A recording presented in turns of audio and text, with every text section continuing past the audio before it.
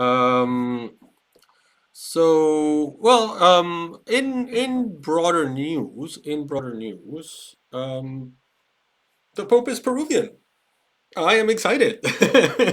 I am a huge agnostic, and I hold massive resentment towards the Catholic Church over my own upbringing in an extremely fundamentalist and conservative school.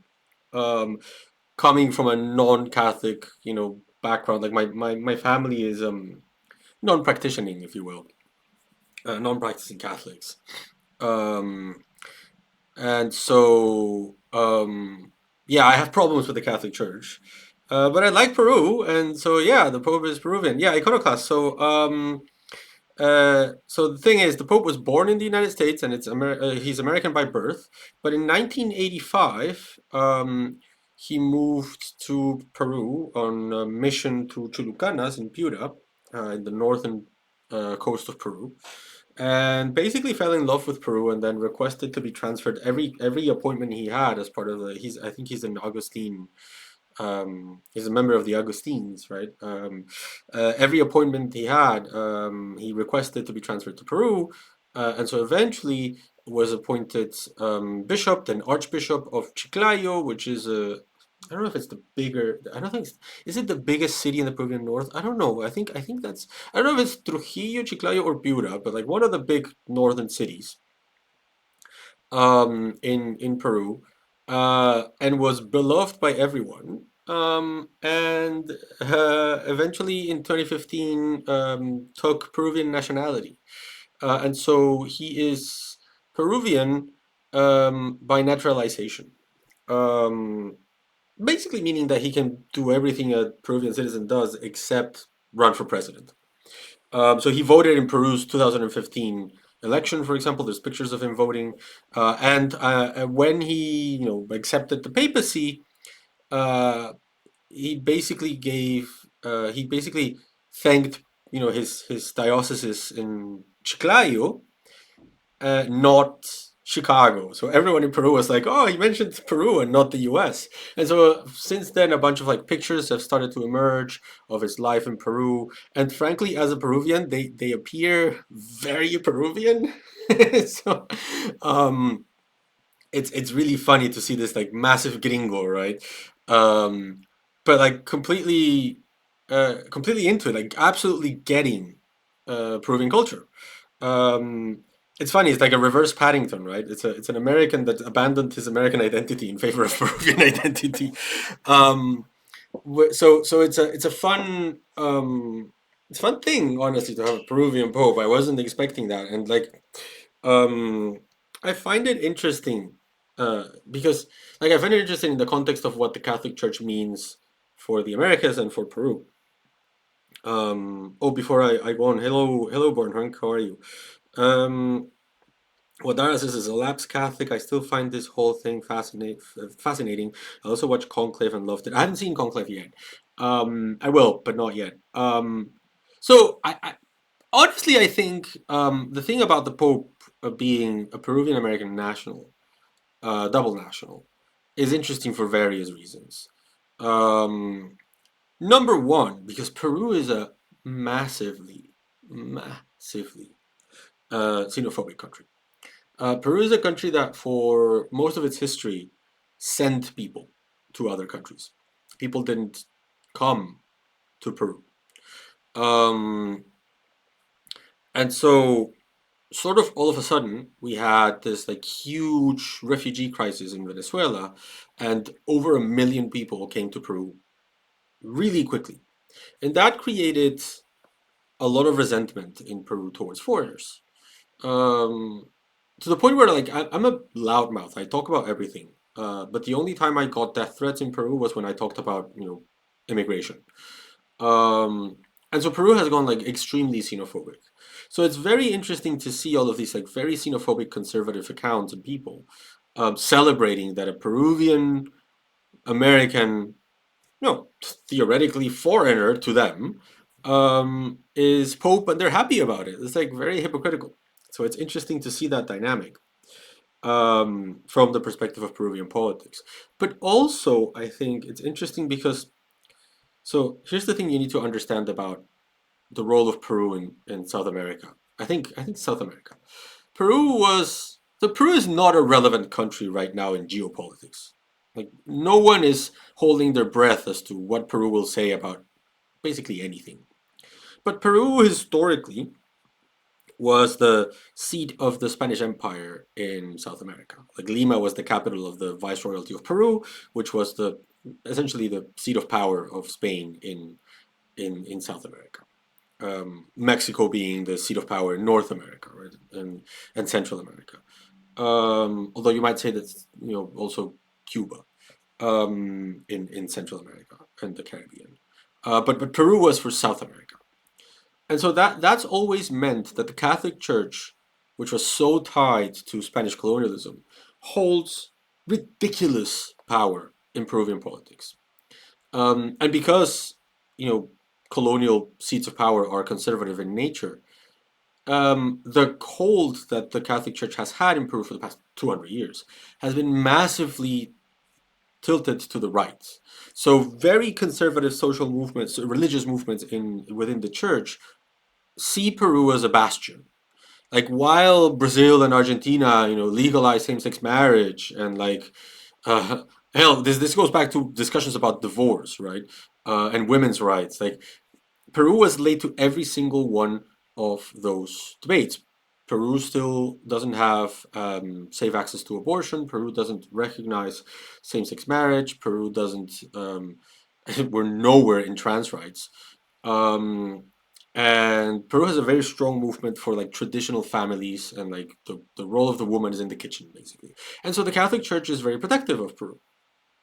And so we have a very strong presence of like Opus Dei, this like very, if you've seen like the Da Vinci Code, you sort of know what Opus Dei is. Very conservative. I don't know if sect is the right, like prelature um, within the Catholic, organization. And yes, inappropriate innuendo. Yes, Peru is heavily Catholic, like really Catholic. There's a 12%, I think it's 15% now of the population that has gone Christian evangelical. But I think something like 80% of the population is Catholic. Um, I'm proud of a proud member of the 3% of the population that is other, because they don't even count like no religion. Um, and so Peru has traditionally been the seat of like conservative church power in the region. So we've had the Opus Dei there, the Archbishop of Lima, eventually Cardinal of Lima, Juan Luis Cipriani was a like Opus Dei sweetheart, rising star. At some point, voiced to be Pope. Back when Benedict was about to be elected with like reactionary forces within the church choosing reactionary popes. And this guy was like very much allied, he very much joined forces with Fujimorismo. Fujimorismo in Peru is the authoritarian um, right-wing political movement in Peru that was led by Alberto Fujimori, who was the dictator who in the 1990s, 1992, closed Congress and set up like an authoritarian regime in the country that lasted until the year 2000. This was in the context of an armed conflict against the Shining Path, a Maoist terrorist group. And so there was a lot of uh, like Fujimori like instituted death squads and persecuted opposition members, and the army committed abuses in the Andes, and like a lot of indigenous people died because the Shining Path hated indigenous peoples, and the government had like for the longest time the government had no regard to like whoever was there in the Andes was like, oh, I don't care, just if you kill enough people eventually you'll kill all the Shining Path. It was only after 1992, ironically under Fujimori, that the army started like um, shifting its approach towards the Andes. But at the same time as the army was getting better, Fujimori was establishing death squads, right? So um, it's in this context, this guy Cipriani, this very powerful archbishop in Peru, pretty much supported Fujimori, and like so at one point when discussing the in Peru we have a thing called the National Human Rights Coordinator, which is like all the human rights NGOs gathered in one single spot, in one single organization, in one single front. They have a human rights campaign, for the country, and Cipriani called that human rights campaign a cojudes. If you speak Spanish, you know what a cojudes is. I don't know how to translate it into English other than like stupid bullshit. It's like it's not just bullshit; it's also stupid. Um, and so, yeah, I mean, the in Peru, every July 20th, which is Independence Day, one of the big traditions is the president goes to mass, of course, Catholic mass, in the Cathedral of Lima, which is like the biggest cathedral in South America, um, and listens to what the cardinal has to say. And the cardinal was Cipriani, and Cipriani was very much like, oh yeah, you need to like. Um, favor conservative values in the country and I don't know, supporting general efforts to defend people that were involved in abuses back then. He was a strong ally of Keiko Fujimori, Fujimori's daughter, who tried to run for the presidency several times in Peru's history. In my adult life, basically my adult life voting in Peruvian elections has been trying to get Keiko Fujimori from not being elected. And so, and also we also had not just Opus Dei, we also had the Sodalicio de Vida Cristiana, which is a uh, homegrown, very conservative Catholic religious association, which was very much involved in sexual abuse cases within Peru, and so um, when Pope Francis was elected, Francis is a representative of a different strand of Catholic teachings, but this teaching, these teachings, sort of like in the reaction to this like massive conservative bias in Peru towards the Catholic Church. Peru is also the home of liberation theology. There's a Catholic priest, I think his name was Gustavo Gutierrez, reading a lot of Marxist teachings, sort of goes towards the church should be about the poor people. It should not be about fancy temples. That's basically like liberation theology. It's like Marxist Catholicism, right? And so that is also like it is a Latin American approach to religious dogma that is very lefty in its approach. And so Opus Dei and Sodalicio, they freaking hate, they really hate liberation theology. And surprise, surprise, Pope Francis Bergoglio, the Cardinal Bergoglio, was an adept to liberation theology. He was the first liberation theology pope. And so throughout his papacy, Bergoglio, Pope Francis, started waging war against conservative forces in Peru as the seed of conservatism in the church for a very long time.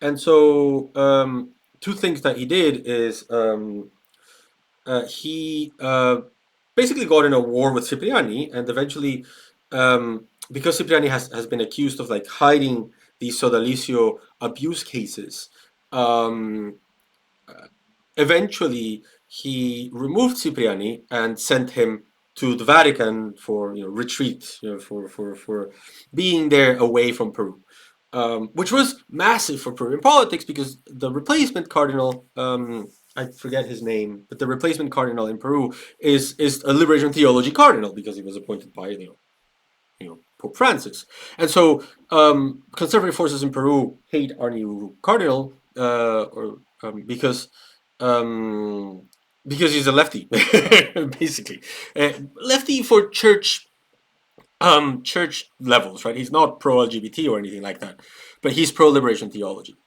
and so when Bergoglio needed to appoint someone in Peru that could help, he appointed Robert Prevost, the current pope, right, for the archdioceses of Chiclayo in the north.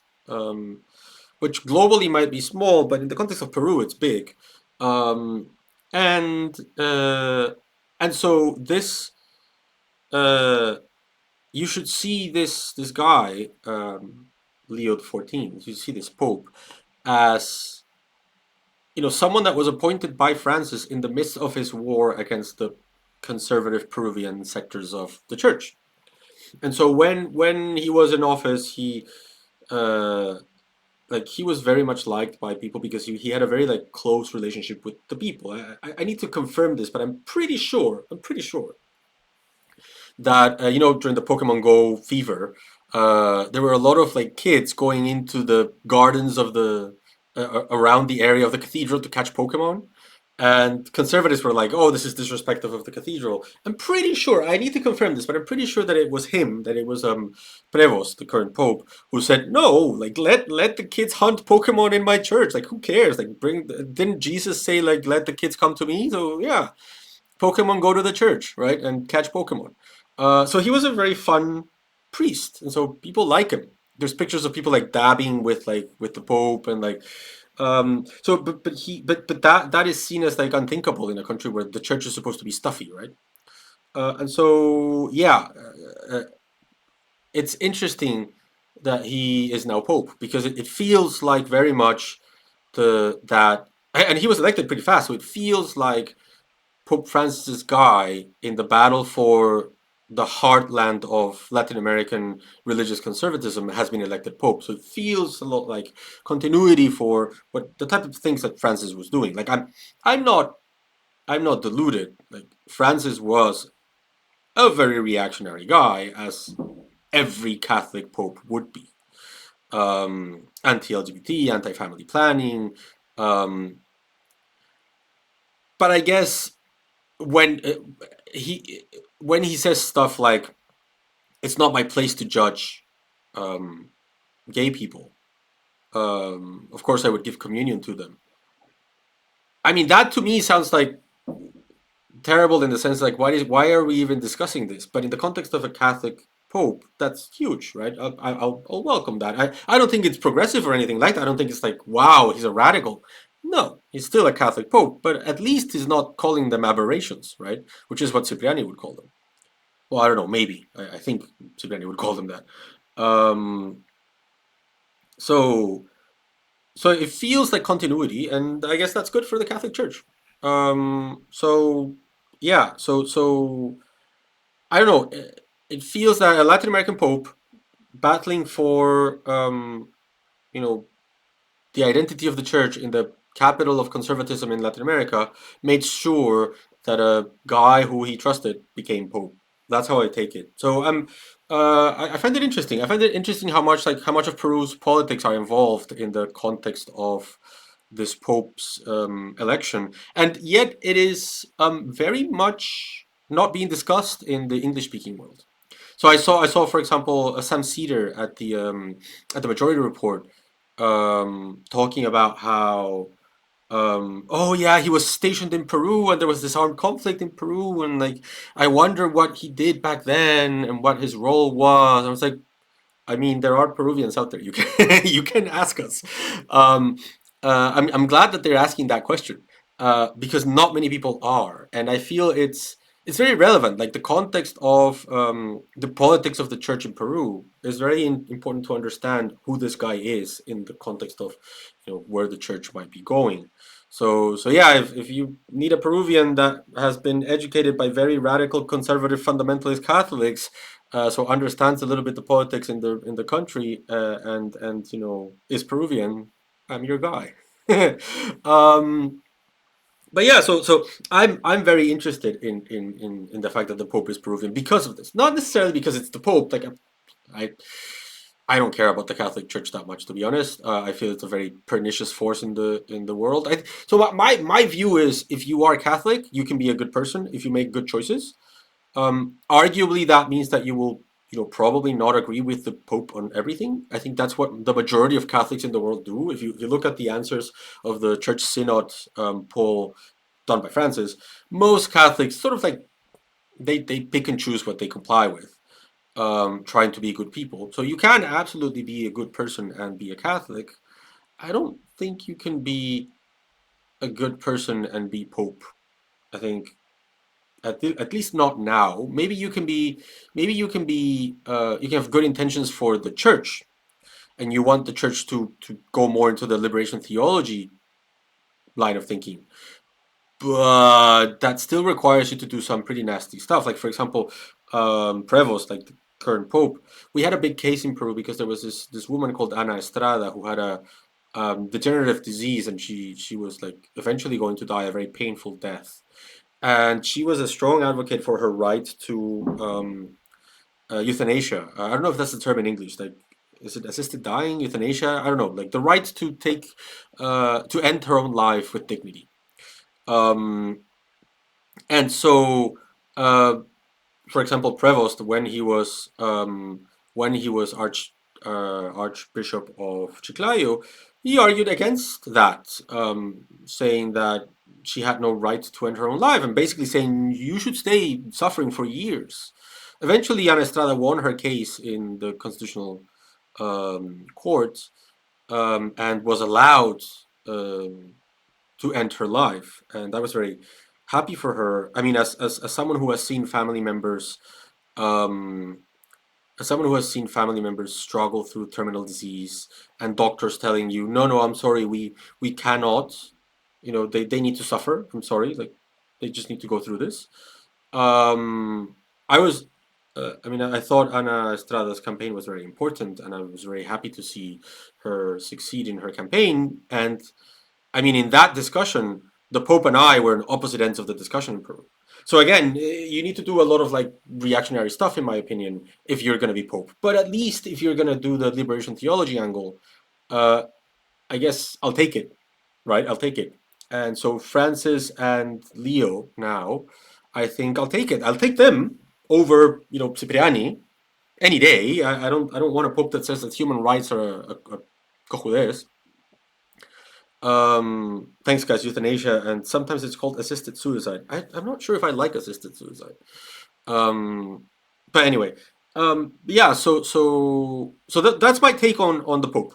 Essentially, that's my take on the Pope. Right. It's interesting because of the broader um, of the broader politics of the country and the region, both in terms of like Peruvian politics and Catholic politics, right?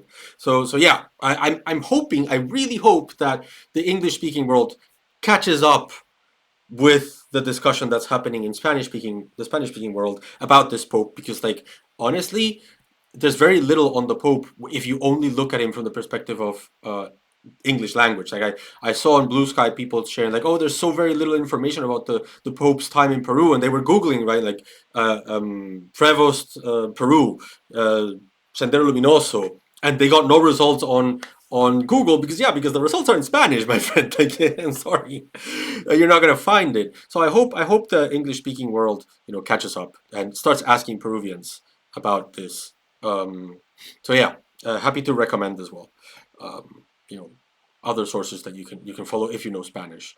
I think someone that's doing a good job right now is a Peruvian journalist called Marcos Cifuentes. He has an interesting video on the history of Prevost, the history of the Pope in Peru.